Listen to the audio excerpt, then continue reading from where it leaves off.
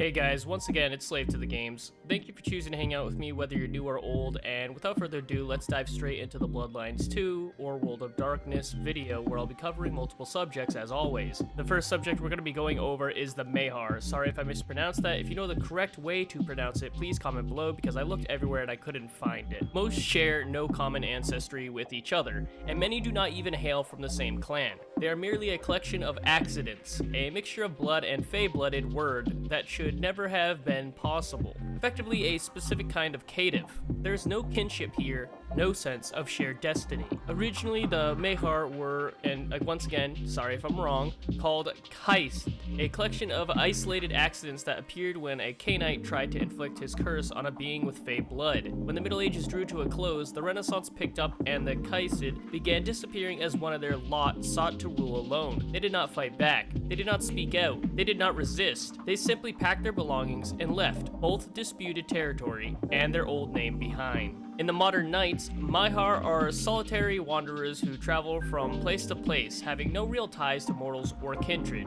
They avoid the Sabbat and Marconius Kaisid brood. Typically, they will have a single prized and disturbing collection of some small item like children's teeth, finger bones, or broken dreams. All Maeghar have some physical feature indicating their fey nature, which can range from the subtle, snow-white skin and ebony hair, to the blatant, 6 arms. In the rare event a Maeghar embraces, the Chaldee will only be Maeghar if they were fairy-blooded. That is a Canaan or changeling. Otherwise, they will be caitiff. In earlier times, when the Maeghar held the Kaisid name, even those of their childer who had not been fairy-blooded in life became Kaisid, and they could drink from mortals directly without resorting to a container. They had access to Mythosaria and 2 disciplines from their original sire's list. Necromancy was not yet common amongst them as of this time. Maeghar are solitary creatures, often more interested in the Shadowlands than in contact with the world of the living. When they meet with another of their kind, the exchange will be brief, but polite, before both will leave each other behind. Recognizing the need for some form of support in a dark and dangerous world, many Maeghar have fallen in with the Ta Mahara and will provide services to that sect. And now we're going to be moving over to the next subject, which is the Order of the Wyrm.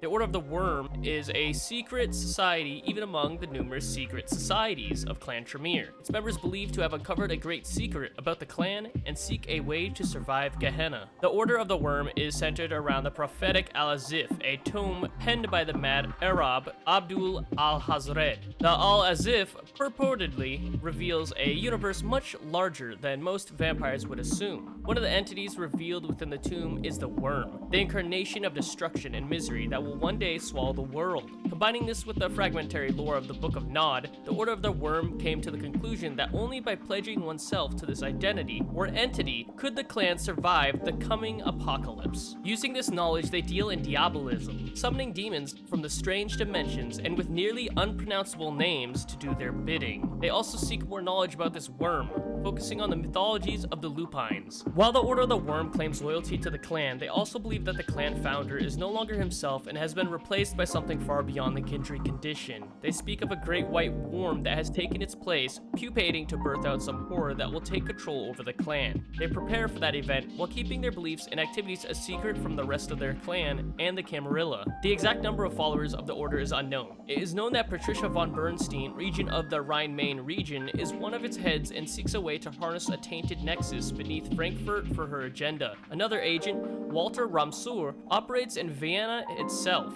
surveying for potential recruits. The next and the final subject for this video, guys, is the Withering. The Withering is a general loss of potency in the Vitae, affecting vampires during Gehenna. After the rising of the Antediluvians, the Withering becomes even more severe. The Withering affects the elders first, then progresses to the higher generations. The Cainites begin losing their capacity to use their blood as they would normally do. They activate some discipline, for example, and the blood is spent, but no effect happens. The initial symptoms might be experienced as an unusual potency in all the disciplines. Soon, though, they become unable to use most of their powers, or even regenerate any damage received. Oddly enough, when the Withering affects the Nosferatu, they start to lose their ugliness, beginning to look more like normal people.